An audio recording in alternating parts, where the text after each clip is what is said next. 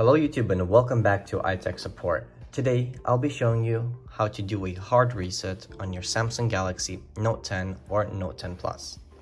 So, let's get straight to the point. First step, turn your phone off.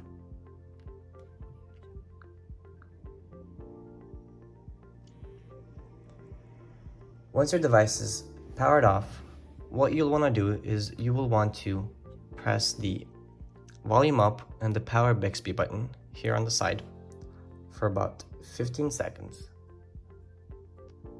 As soon as we see the Android logo pop up, we let go. Now we get to this screen. From here, you just scroll down to wipe data / factory reset, click the power button / Bixby button to select it. Now scroll down one more time to factory data reset, click that button one more time.